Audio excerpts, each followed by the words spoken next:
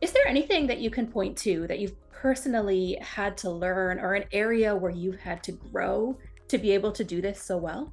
I am also a person who toggles from everything will work out to panic overwhelm. The panic side of me kind of scrambles for resources.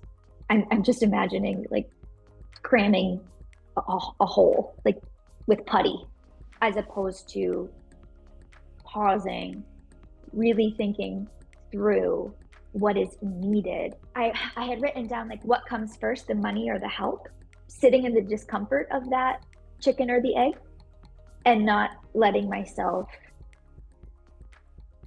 put the putty in the I don't know where I'm going with this.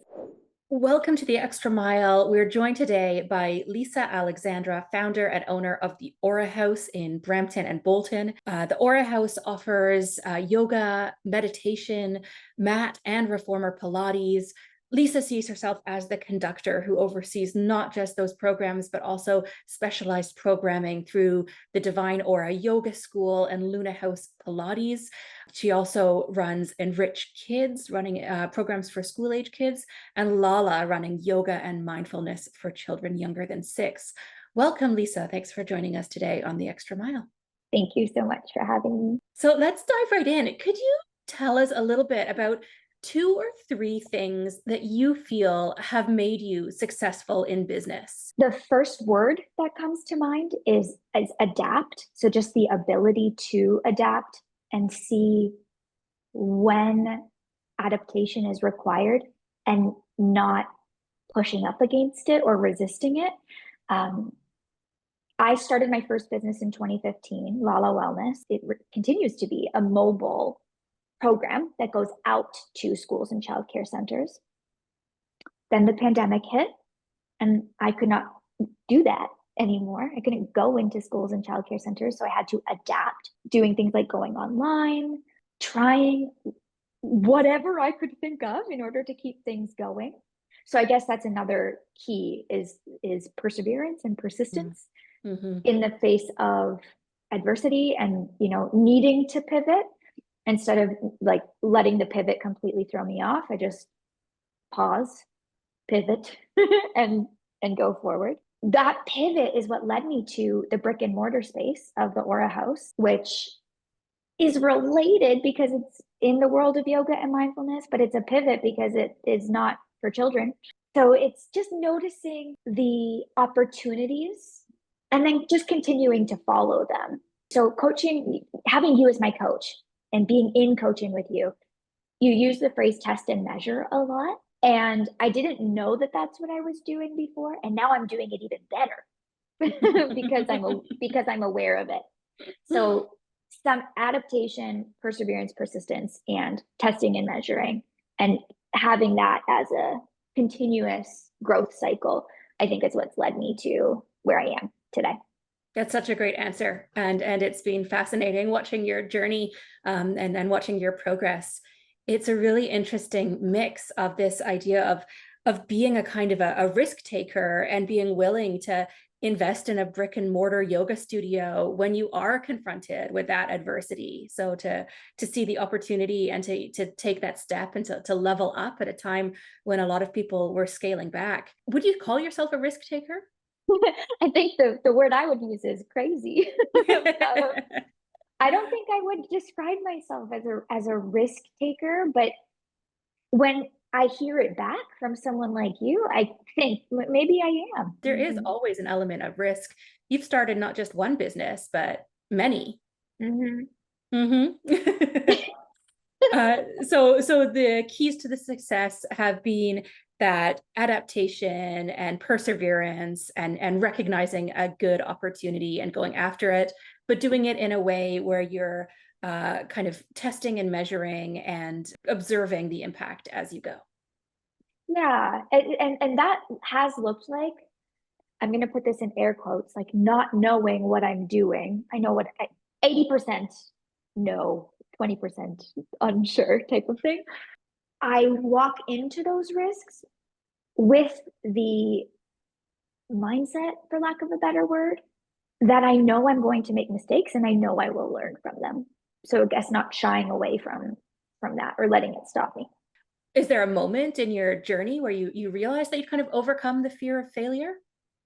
Or has that always been a part of your personality? I in 2013 was at the worst possible mental health state that I have experienced in the entirety of my life. Um, Depression, post-traumatic stress, psychosis, paranoia, and that led me to the healing modalities and the practices that I now house within the Aura House. And I think being able to recruit a support system during that time taught me that I can do anything. I know that's so cheesy, but if I can do that, I can do anything. Thank you for sharing that piece of your journey. I'm sure it's something that a lot of entrepreneurs can relate to. One thing I've noticed is that people who have had help others. It's a real theme. So I appreciate you saying that. Thanks. What have been some of the business challenges that have faced you over the past year? Someone used this term in Growth Club, and I loved it, hiring sentimentally. In a business like ours, it's very heart-centered, it's very based on, energy and intuition and wanting to help and wanting to provide opportunities. It can be really easy to slip into, well, I'll just make an opportunity for people, or I will make something that works for an other without fully considering how that works for the vitality and sustainability of either the business or myself or my business partner, Diana. And so being a sentimental business owner in general, and the challenges that come with that are very costly. Dealing with the discomfort of not placing so much importance on sentimentality and living in, logic and reason and testing and measuring has been an uncomfortable but necessary growth opportunity this past year. In a business like yours, it seems like that kind of rational, numbers-based side of the practice is almost like a flip side of the same coin to what you're calling that more sentiment-driven piece of the business. Do you find that you flow back and forth between the two? Do you use both in your decision-making process? Yes, now more so than ever. You had recommended the core value equation to me a while back, and that book really changed the game for me, for how I see business and how I am able to look at it from that dual-sided coin or lens of the heart and the head for if we're using an illustration. Being able to name our core values. The first one is all in divine time. And the second one is vitality is the key to sustainability. All in divine time, that's the intuition side. That's the more sentimental side. And then vitality is the key to sustainability is have our finger on the pulse of our vitals. Like, what are our vitals? You know what? I'm just going to scale it back even more. Whatever is a resource needs to be vital in order for everything to keep going. Otherwise, there's that bottleneck. So between the core values, the visual of both of them can exist at the same time. And I'm lucky because whole other side story, I thought I was going to be an accountant. So I actually like numbers and spreadsheets and tracking and I like all that stuff. It's fun to do month end for me. I know I'm lucky in that regard. But yes, to answer the original question is there a toggle back and forth? And I would say yes, they both need to exist. Otherwise, I wouldn't, my heart wouldn't be in it and my head wouldn't be motivated to keep going. Yeah, you bring such a unique perspective, that kind of dual-sided nature. It's a business that really does play into your strengths and has become a reflection of you, which is always, it's always interesting to see a business mirror the personality of the owner. And in your case, Yeah. I think it does. It's got both sides. Yeah. Can you talk a little bit about, when facing the challenges that you faced in balancing these two sides, or in, bringing the core values into the core of a very data-driven business? You mentioned kind of sympathetic hiring practices as one key challenge that you faced. Is there anything that you can point to that you've personally had to learn, or an area where you've had to grow to be able to do this so well? Well, it's really come out in our coaching, I think, in the work that we do together, of not only having someone else to hold me accountable like you, but holding myself accountable. I am also a person who toggles from everything will work out to panic overwhelm.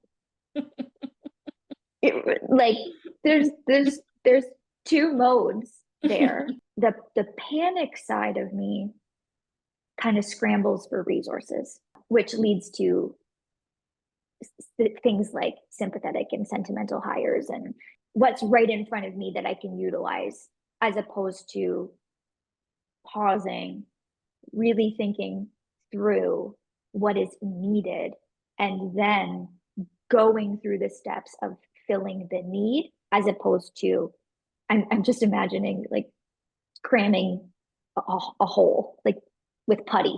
Apparently I'm very visual today. I had written down like what comes first, the money or the help, and I think that's the answer to the question that you had originally asked. It's sitting in the discomfort of that chicken or the egg, and not letting myself put the putty in the I don't know where I'm going with this. So it sounds like you've had the 100% relatable entrepreneur dilemma of, am I ready to hire? Do I need to have more money first, or do I need to hire somebody to free up my time so that I can go out and make more money? So how did you Yes, navigate that? How has your unique approach helped you navigate that question? it is not enough to hire someone based on our heart. This thing has a ripple effect where Mhm. if you have somebody who is near and dear to you sitting in a role where they're not comfortable or they're not fulfilled just for the sake of being on board, Yeah, there's no benefit to no, anyone involved. no. And there's maybe like rose-colored glasses or stars in the eyes in the beginning, right? That this could be so perfect and so amazing, and then yeah, like you said, the way it's turned out for us is not amazing and not what we had hoped for and wanted. And so we are more closely looking at, okay, who do we need to find? What do we need them to be able to do? And what's it going to take? What's our break even to hire them? And then put a plan in place. And know that between now and having that person on board, there's going to be tension, friction, resource constraints, and being okay with that and working with it, as opposed to, getting super stressed out about it, because that's not going to help. It's a practice of patience and Mm-hmm. honesty. Mm-hmm. Sounds like you really reframed it from something that you need to have all the answers to, you're navigating, right? Yeah. Your hands on the tiller, you're steering this thing, and you're confident that you will reach your destination. Yeah.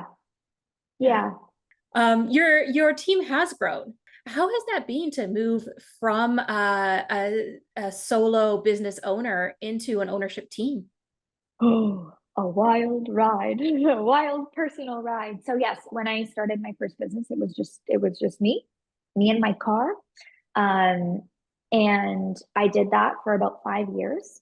When I opened the Aura House back in 2020, it was once again, it was me plus a team of teachers, but I was really wearing all of the business hats, aside from the individual classes that the teachers were running. I got pregnant about a year or so in, and it became glaringly clear that I can't do this by myself. Letting those relationships that were really working grow and conversations become more serious, as opposed to, oh, I'm just helping, to, okay, no, I really believe in this and I want a bigger part in it. The process of expansion that I've experienced with Diana, my business partner, with the team of over 30 people now that like work within the Aura House, it's been a slow and steady process. We almost didn't know it was happening because it was happening so organically. Mm-hmm. Once we became aware that it really was something, we brought you in. You remember that? Mm-hmm. What do you call those sessions? The alignment session, to make sure Alignment the sessions. ownership team, the leadership team is aligned on where is this thing going. And part of me is forgetting your original question, but I think the point that I want to make is that having almost like a board of directors around you that you can call in when you need to be sure that you're on the right track has been really, really helpful. Really, really helpful. Mm-hmm. Diana and I are aware of the possibility and probability that we will have conflicting needs or opinions sometimes. Knock on wood, it doesn't happen very often, like at all. But we know that when it comes, we can navigate it. So although it can be uncomfortable to have a business partner, to have to be a team when I'm used to doing everything by myself, has been an interesting growth expansion too. I'm growing to like it a lot more because it frees up my time and my energy for the other things in life that are important to me too. Could you talk, maybe just for one or two sentences, give us a little bit of context on the community that you've built at the Aura House? That's a really unique dynamic, and one that I'm sure will be interesting for other business owners. Talk about the community. How did it come to be, and what does it mean to be part of the Aura House community? Being a part of this community, or being the person who named the Aura House and holds the space, it has been an opportunity to put myself out there, my vision, what I stand for, my values, be seen, and it then be reciprocated in the people that call themselves part of our community. There's a safety there in putting yourself out there and knowing that you'll be received. I think there's a lot of black sheep in our community who, felt like the odd one out. There has to be a better way to go about life, but the people closest to them may not have that same belief system. And then here's the Aura House, and we all get to just be a community and a family that works on those things together.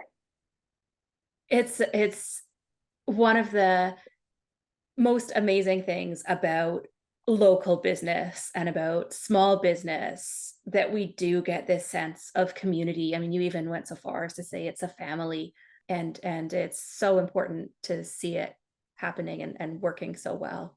So if I were talking to somebody who knows you in the Aura House community, or somebody who's worked with you closely over the years, what would they say is your catchphrase? Is there any particular kind of mantra or favorite quote or phrase that you live by? Yeah, it's that first core value that I shared, all in divine time.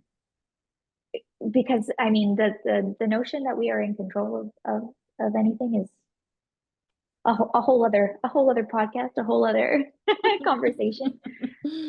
But it's what keeps me grounded, all in divine time.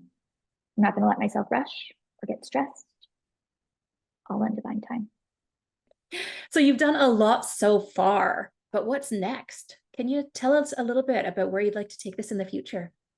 Okay, so I am sitting in a spot right now where I would love to get the Aura House, like the physical brick and mortar spaces, running operationally as much as possible without me so that I can circle back to sort of the beginning with children's yoga. I have so many ideas for program and content and bringing like the next iteration or the next generation of LaLa programs to life. And so that's what's next for me. And it may be like a very far next, but I want the Aura House to be so operationally sound that I can return to my creative efforts in the children's programming space. Amazing. Those children's programs are it's such a nice thing for kids to be able to be a part of.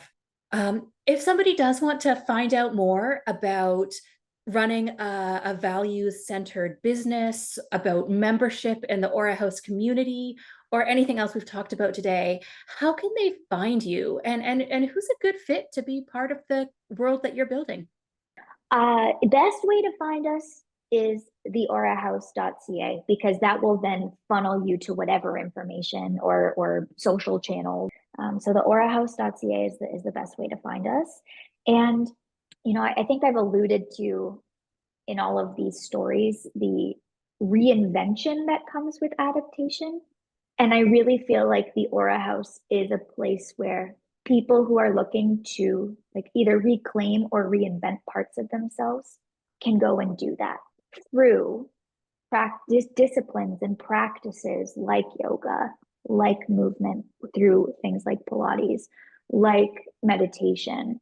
We are the door. If they come through, like they will find home within themselves. What a beautiful way to end things. Yeah, thank you. Thank you so much, Lisa. It's been a pleasure chatting with you, and I'm sure we'll talk to you again soon. Yes, likewise. Thank you so much, Caitlin.